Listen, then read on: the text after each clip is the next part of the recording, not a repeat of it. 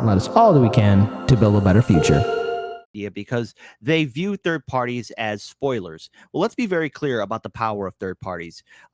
Since 2016 and even going into the 2020 election, no third party candidate has successfully won any electoral college votes. But hey, let's rewind back the clocks even further. Look at Ralph Nader. No electoral college votes won. I want to make it clear. Third parties are necessary for a functioning republic. The people need another choice. And the two-party system is owned by Wall Street, big banks, and corporations. Look, I've said this on the show.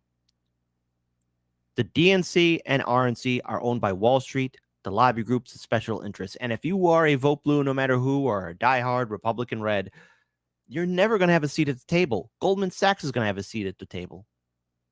The hedge fund managers are going to have a seat at the table. Private equity is going to have a seat at the table. The lobby groups.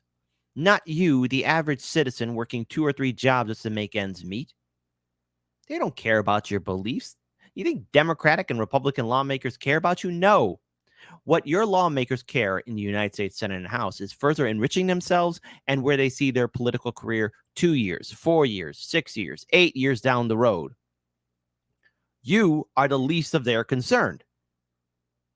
And the thing is, what concerns the DNC and the RNC is the rise of independent voices. 50% of the U.S. population identifies itself as independent. Now, we have yet to exert our power because many of us are burnt out by electoral politics, and rightfully so. Look, ideally, if you're burnt out by electoral politics, I'm not going to tell you how to vote. I would appreciate it if maybe you would consider, only consider, not telling, if you would consider, if you live in a ballot initiative state, vote for ballot initiatives, the good ones. So that way, hey, you're at least implementing your power and voice. But also, more importantly, if you do, hey, please consider supporting independents and third-party candidates. Besides that, I understand why people are burnt out by electoral politics. But there are plenty of independents, Greens, Libertarians, non-affiliate, who are constantly being bullied and pushed around on social media, but also on corporate media because they view us as a problem. But this video, and shout out to Case Study QB, please follow him on Twitter, Phoenix as I like to call it. Combine the X and the bird, you get the Phoenix, whatever, is what it is. Where BSDNC, where Medea Hassan and Morning Blow spell it out for all of you to hear. Corporate media views third parties, third-party voters as a threat.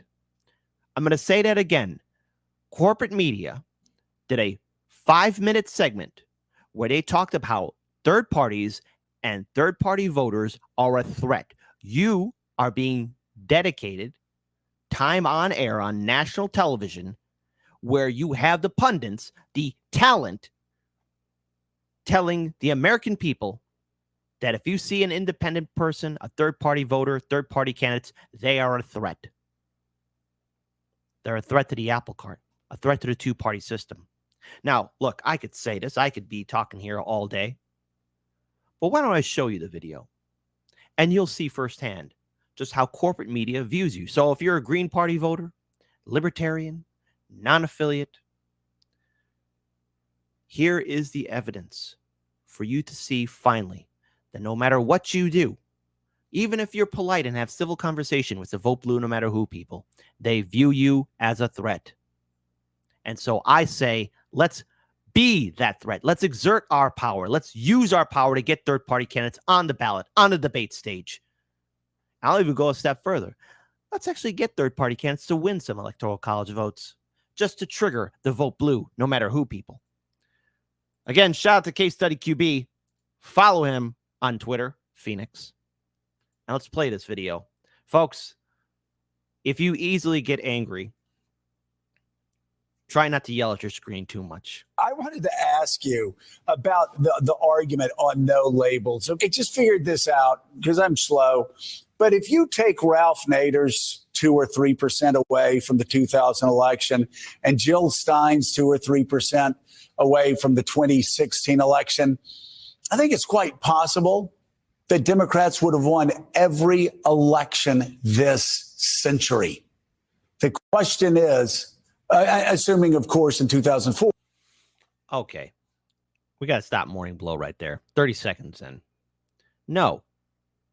Green Party voters do not owe Democratic politicians their vote.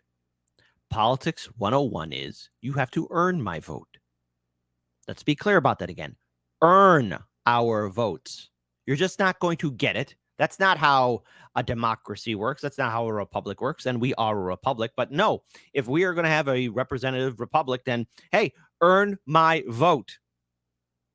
This goes out to all parties, all candidates. Earn my vote. You're just not going to get it because, oh, you say you're the good guy. Yeah, politicians lie all the time. Or that it would have been Gore running for re-election and not George W. Bush, who won in part because of Ralph Nader. How serious do you take this third-party threat? And what's the best argument? Because I'm always listening to you. Your book, Win Every Argument, is an incredible book. Yeah, Mehdi Hassan wrote a book. What is it with all these pundits writing a book? You know what? I'm going to write a book, too. It's going to be titled, I Am Always Right. It's going to be me drinking a glass of whiskey, sitting in old-fashioned chairs, in the study, smoking a joint with, and in the background in the window, it's going to be a nuclear explosion. And I'm going to be smiling. I am always right. New York Times bestseller. And it's not going to be about politics. It's just going to be how I am always right.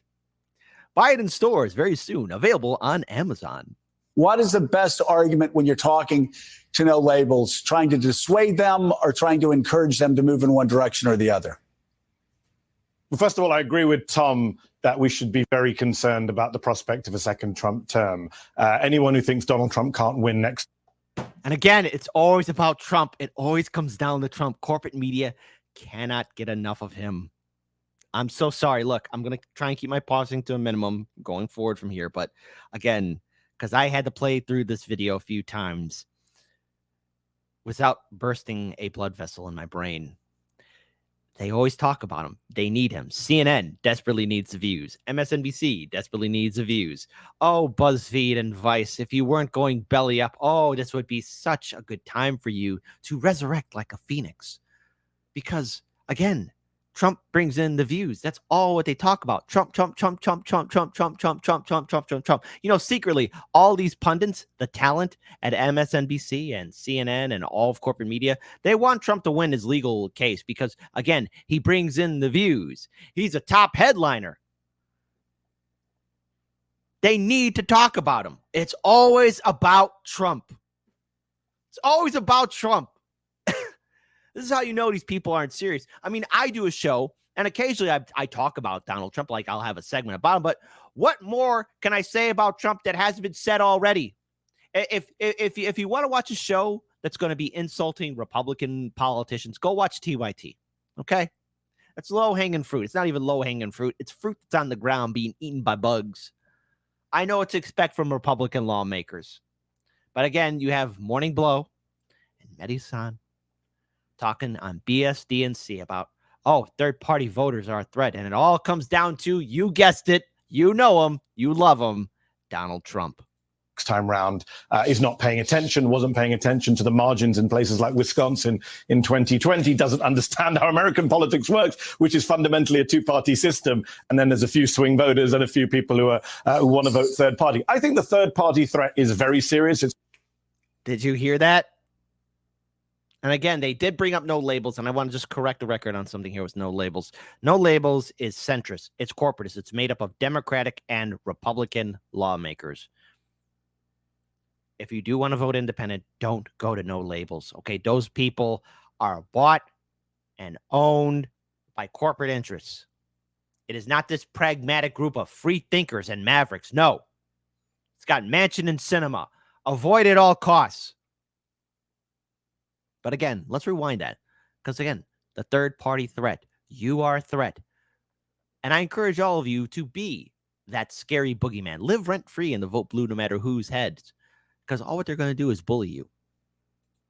thinks Donald Trump can't win next time round is not paying attention, wasn't paying attention to the margins in places like Wisconsin in 2020, doesn't understand how American politics works, which is fundamentally a two-party system. And then there's a few swing voters and a few people who want to vote third party. I think the third party threat is very serious. It's always been very serious. I don't think it just comes from no labels and a Joe Manchin type, but it also comes from someone like a Cornel West, who I personally have a lot of time for his politics, but I think it's bad for the left to vote for Cornel West. It's bad for the left to vote for Cornel West. It's bad for you to be a free thinker. How dare you come up with your own conclusions and thoughts? How dare you voice your opinion? How dare you give your vote to a candidate that's earned your vote? Wow. So we can't be talking about Dr. Cornel West. Dr. Cornel West is a threat. He's the evil boogeyman. Woogie boogie boogie. When fascism is at the door. And Cornel West himself in 2020 said fascism was at the door and didn't run third party then. I take your point on 2000 with Ralph Nader. Joe, 2016, I think is a little bit more complicated because it's not just Jill Stein. There's Gary Johnson, who was taking votes away from Trump. So there's an argument about whether Stein and Johnson canceled each other out. We'll never really know. But look, the third party candidate threat is very real. Even going back to Ross. Third party candidate threat is very, very real. Look, Gary Johnson in 2016, who was part of the Libertarian Party, and Dr. Jill Stein, who was part of the Green Party in 2016, did not win any electoral college votes. And before anyone types in the comment section, but Jill Stein stole votes from Hillary Clinton. How did she steal votes? This whole idea of Green Party candidates or Libertarian Party candidates stealing votes, how are they stealing votes when those voters freely, on their own time and initiative, gave them their votes? Can't steal something that was never yours in the first place, Democrats and Republicans. And by the way, especially to the Democratic hill dog, vote blue no matter who people are still traumatized and have PTSD from 2016. Let's say Dr. Jill Stein wasn't in the race. And let's even say that former Governor Gary Johnson wasn't in the race. What makes you think any one of those people would have voted for Hill Dog or Trump? Maybe all of them would have just stayed home and Trump still would have won. And by the way, Trump was going to win no matter what, because again, Hillary was a piss poor candidate. And by the way, everyone keeps on bringing up 2016. Last I checked, vote blue no matter who. Shouldn't you be a little bit happy that you won in 2020? Or wait, unless you're realizing that your old dog Biden doesn't have enough bite in him anymore, that he was always going to be a clown. And by the way, hey, vote blue no matter who. The kids are still in cages. You ever going to do another protest again? No, probably not. Ross Perot in the early 90s. I would say this about no labels. You want to talk about us being on different sides. Let me say this where I disagree with you, Joe. You're far too generous to the no labels people. When you say, I don't agree, I don't question their motives or their intentions. I do. I don't know what the hell it is. I mean, Molly puts the point, hope they're naive. It's at best a vanity campaign. At worst, it is a kind of right-wing op. Joe Manchin spent years undermining Joe Biden's presidency, undermining the Democrats in the Senate. And now, after saying, oh, it's rubbish, it's BS, and I'll leave the party, he's now considering a no-labels presidential run. Again, this whole idea of no labels being a maverick organization, it's not. Joe Manchin is as corporatist as it can get, okay? He's owned by the same people who own Republican lawmakers. This whole thought of no labels shaking the boat, they're not. They're going to be a corporatist organization. And another thing, too, to bring up here as well, this whole idea of questioning third parties, this is what they're going to be giving their marching orders to the bots and the K-Hive and the vote blue no matter who, and people who are easily triggered by free-thinking individuals. I am going to vote third party. That's what I'm going to do.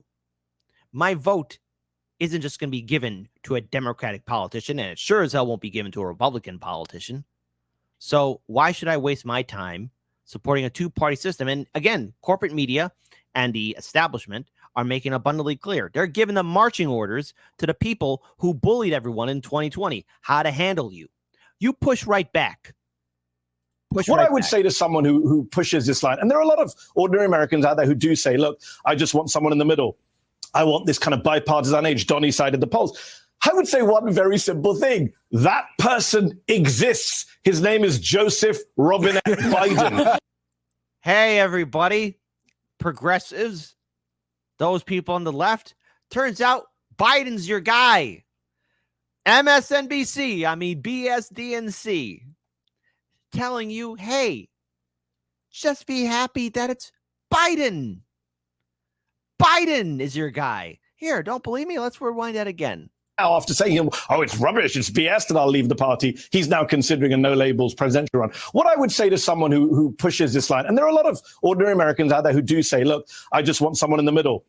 I want this kind of bipartisan age, Donny side of the polls. I would say one very simple thing. That person exists. His name is Joseph Robinette Biden. He is the guy of moderate bipartisan dreams. In 2020, he wasn't my guy. He wasn't. People like me who were more progressive were like, is Joe Biden really?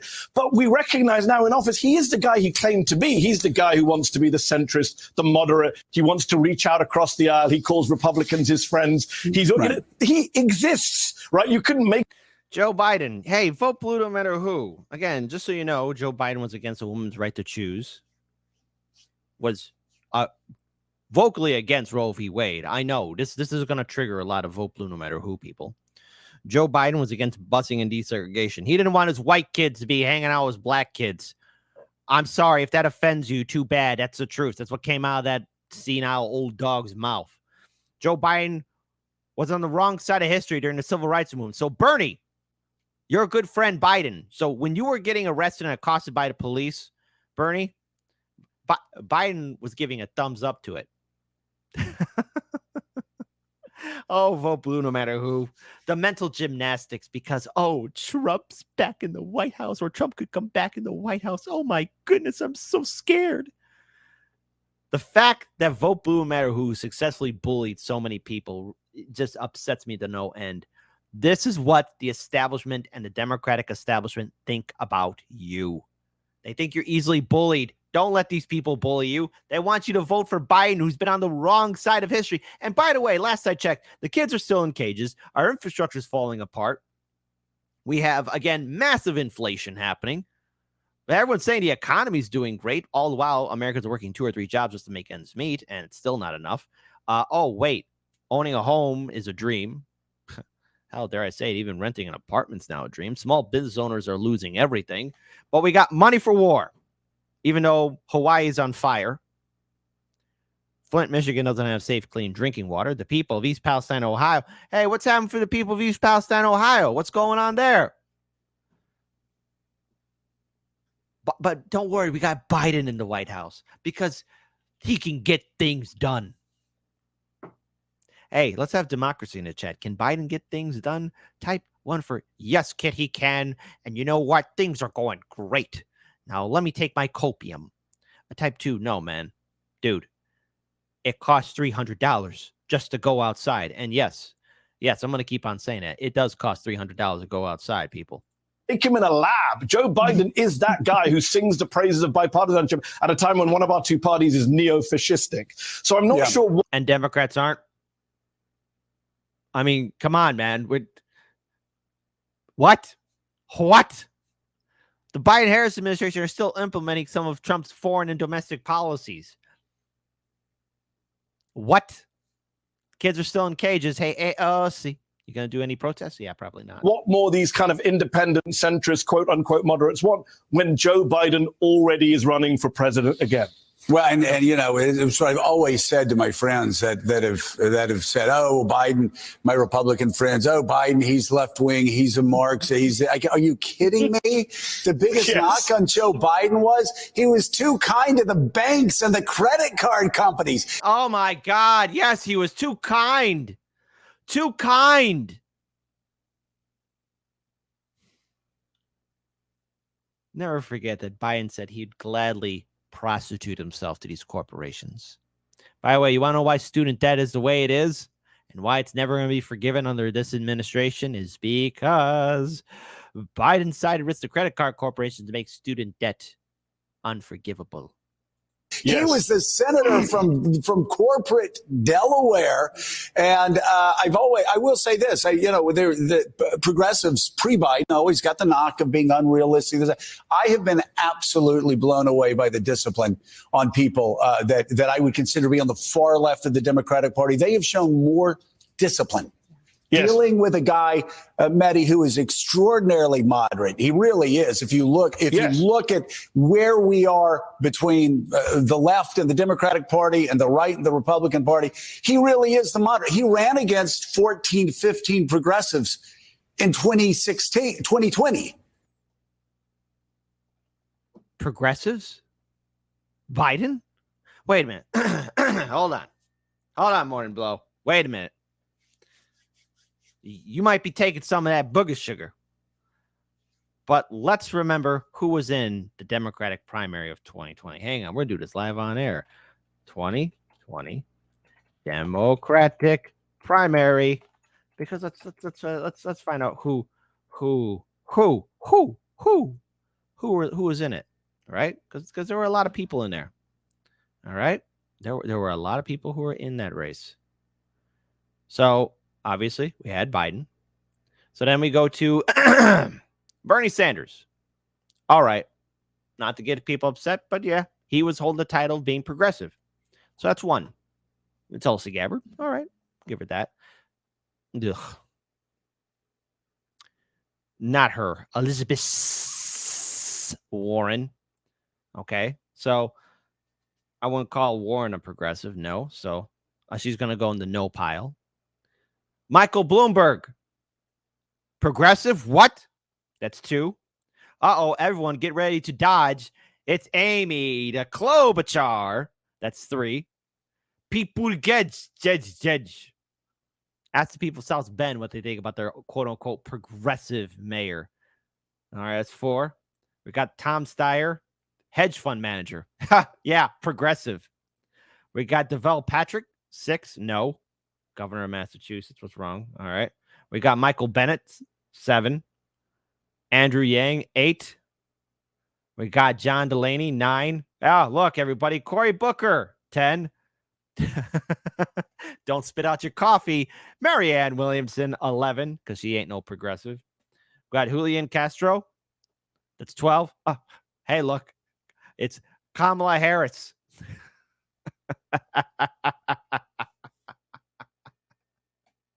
13, we got Steve Bullock. We got Joe Sisek, Wayne Messam, Bet on My Stork, Tim Ryan, that goof troop. Hey, remember Bill de Blasio? Kristen Gillibrand, Seth Moulton. What? I mean, no. None of these people are progressives. Oh, well, actually, hold on. We got Mike Gravel. May he rest in peace. There you go. So technically 3 progressives and the whole rest being what? Corporatists. Morning Blow. What? Lay off that booger sugar. And they said, we'll take the moderate. Yeah. Joe, what I say is, you look at AOC. AOC has said in the past that in a European country, her and Joe Biden wouldn't be in the same party, right? God damn it. Curses upon you, Jank and Kyle, for giving us AOC. It's like an STD. AOC is that STD that we'll never get rid of. And yet AOC has come out and endorsed Joe Biden for re-election, taking a lot of flack from some activists on the left. But the reality is the left understands 2 things. Number 1, there is a fascist threat at the door, number 1. And number 2, Joe Biden's actually governed in a pretty progressive way and taken on board a lot of Bernie ideas, Warren ideas, and, not as many as some of us might like, but more than we thought. And you can build on that. When has that happened? When has that happened? What? How? How has he taken on progressive ideas? I'm really trying to figure this out. How? What progressive policies? Medicare for all? No, didn't happen. And even when forced to vote was happening, no, even the squad never stepped up for that. Student debt forgiveness. Remember that? Remember when they dangled that in front of everybody's face during the 2022 midterms? Oh, yeah, that was taken away. Not going to happen. So already, no Medicare for all, no student debt forgiveness. That didn't happen. What about making sure that Americans aren't evicted from their homes? The homelessness. Yeah, that's on the rise. That's happening. Infrastructure falling apart. Money for war. Corporate bailouts. In what world are they living in? But remember, throughout that entire video, what were they telling you? They were telling you, number one, third-party candidates, third-party voters are a threat. Number two, shut up, fall in line, vote for Biden. That's what you are all going to be bombarded with in not only in the late stage of 2023, but also going to throughout all of 2024. You are going to see a massive overdrive of people threatening individuals, bullying individuals. You're going to see a lot of, look, I'm just going to say it. Don't be surprised if you see a lot of these liberals physically assaulting people or threatening people, saying, oh, you better vote for Biden or else. They're going to do that because, let's face it, Donald Trump is very popular. No matter what the liberals and the vote blue, no matter who people have been throwing at Trump, he still has his 81 million plus voters. He's already popular. If I will be surprised if he doesn't win the 2024 Republican primary. I will be surprised.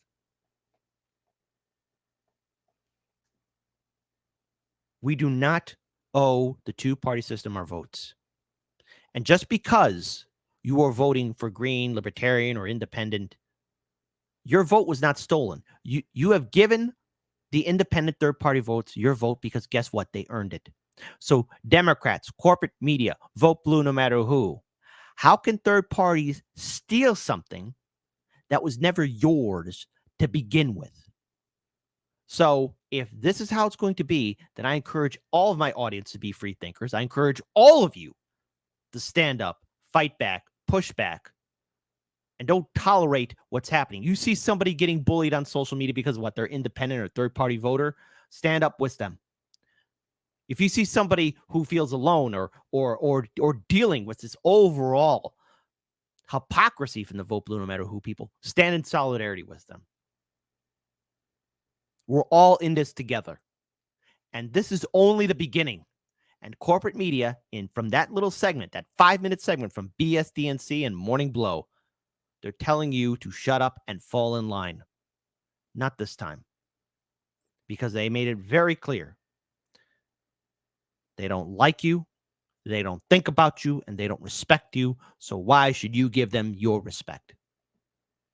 And by the way, it doesn't matter who sits in the White House, be it Republican or Democrat. You do realize that the corporations are going to have the final say. What, Trump going back in the White House? Okay. And what's the difference? What's the difference? I think, actually, there is one big difference. And I hope he could pull it off. Because if not, oh boy, we're kind of screwed. But I do hope that he could call for a ceasefire and diplomatic talks. I mean, when Trump is the only reasonable person in the room who says, I just want people to stop dying. Boy, oh boy, has the bar really fallen to the floor. Stand up, vote third party, vote independent, and never back down.